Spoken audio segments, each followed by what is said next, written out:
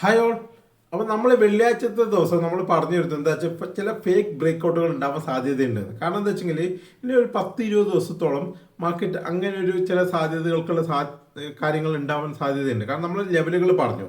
ഇപ്പോൾ നമുക്ക് ലെവൽ പറഞ്ഞു, അത് ചിലപ്പോൾ ബ്രേക്ക് ചെയ്തിട്ട് വീണ്ടും തിരിച്ച് ആ ലെവലിൻ്റെ ഉള്ളിലേക്ക് വരാൻ സാധ്യതയുണ്ട്.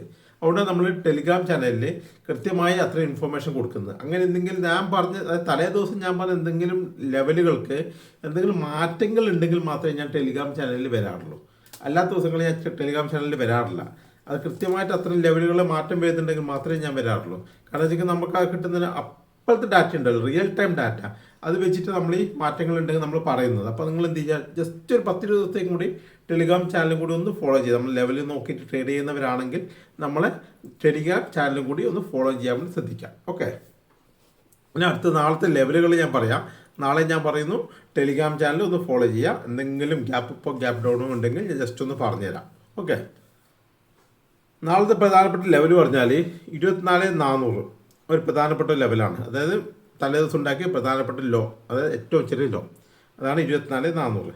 പിന്നെ അപ്സൈഡിലേക്ക് നോക്കിയാണ് 24,550, അതൊരു റെസിസ്റ്റൻസ് ആയിട്ട് വർക്ക് ചെയ്യും. ഓക്കെ, 24,400, 24,550. അപ്പോൾ അത് 150 പോയിന്റ് ഉണ്ടല്ലോ എന്ന്. പക്ഷെ അത് അതിൻ്റെ ഇടയിലൊരു പോയിന്റ് ഉണ്ട്, 24,470. ആ 24,470-നും 24,400-നും ഇടയിലാണ് മാർക്കറ്റ് ഓപ്പൺ ആവുന്നതെങ്കിൽ ശ്രദ്ധിക്കുക. 24,400-നും 24,470-നും ഇടയിലാണ് മാർക്കറ്റ് ഓപ്പൺ ആവുന്നതെങ്കിൽ എങ്ങോട്ടാണ് ബ്രേക്ക് ചെയ്യുന്നത് ആ സൈഡിലേക്ക് സഡൻ ആയിട്ട് ഒരു മൂവ്മെൻറ്റ് ഉണ്ടാവും. ആ സൈഡിലേക്ക് നിങ്ങൾ ട്രേഡ് എടുക്കുക. ഓക്കെ, അല്ല വലിയൊരു ഗ്യാപ് ഡൗൺ ഓപ്പണിംഗ് ആണെങ്കിൽ 24,400 ടച്ച് ചെയ്തതിന് ശേഷം റിവേഴ്സ് കാണിക്കുന്നുണ്ടെങ്കിൽ നിങ്ങൾ ഡൗൺ സൈഡിലേക്ക് ട്രേഡ് ചെയ്യുക. 24,330 മുതൽ 24,300 വരെ ആ മൂവ്മെൻറ്റ് ഉണ്ട്. 24,300 ബ്രേക്ക് ചെയ്താൽ 24,200 വരെ നിഫ്റ്റി മൂവ് ചെയ്യാനുള്ള എല്ലാ പ്രഷറും നിഫ്റ്റിക്കുണ്ട്.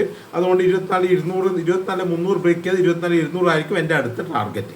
ഓക്കെ, പക്ഷേ സ്റ്റോപ്പ് ലോസ് എപ്പോഴും ചെറുതായിരിക്കും. ഓക്കെ, അല്ലെങ്കിൽ വലിയ ഗ്യാപ്പ് അപ്പ് ഓപ്പണിംഗ് ആണെങ്കിൽ 24,550 അടുത്തൊക്കെ ഓപ്പണിംഗ് ആണെങ്കിൽ തന്നെ 24,550 എത്തുന്ന സമയത്ത് റിവേഴ്സൽ സ്കിന്നിൽ കാണിച്ചു കഴിഞ്ഞാൽ, അതെങ്ങനെ സ്കിന്നിൽ കാണിച്ചു കഴിഞ്ഞാൽ കൃത്യമായി പറഞ്ഞു കൊടുത്തിട്ടുണ്ട്. അങ്ങനെ കാണിച്ചു കഴിഞ്ഞാൽ നിങ്ങൾക്ക് എന്ത് ചെയ്യാം, ഡൗൺ സൈഡിലേക്ക് ട്രേഡ് എടുക്കും. ഇതാണ് നാളത്തെ എൻ്റെ ഇൻട്രാഡേ പ്ലാനിങ്ങിൽ വരുന്നത്. പ്രധാനപ്പെട്ട ലെവലുകളെ ഒന്നും കൂടി പറയാം. 24,200, 24,330 മുതൽ 24,300 വരെ, അത് 30 പോയിന്റ് ഉണ്ട്. 24,300 മുതൽ 24,330 വരെ. പിന്നെ 24,400, 24,470, പിന്നെ 24,550, 24,600. ഇത്രയും ലെവലുകളാണുള്ളത്. അതിൻ്റെ മുകളിലേക്ക് മാർക്കറ്റ് ഓപ്പൺ ആവാൻ സാധ്യത കുറവാണ്. അതിൻ്റെ മുകളിലെ ലെവൽ വെച്ചെങ്കിൽ 24,640 മുതൽ 24,670 വരെ ഒരു ലെവലുണ്ട്. പിന്നെ വരുന്നത് 24,750 ഇത്രയും ലെവലുകളാണ് പ്രധാനമായിട്ടുള്ളത്. ഈ ലെവലുകളിൽ എത്തുമ്പോൾ നിഫ്റ്റി എങ്ങനെയാണ് റിയാക്ട് ചെയ്യുന്നത് നിങ്ങൾ നോക്കുക. അതിനുശേഷം മാത്രം ട്രേഡ് എടുക്കുക. ഓക്കെ, എന്തെങ്കിലും അപ്ഡേഷൻ ഉണ്ടെങ്കിൽ ഞാൻ ഗ്രൂപ്പിൽ തരാം. ഓക്കെ, അപ്പോൾ നമുക്ക് തിങ്കളാഴ്ച കാണാം.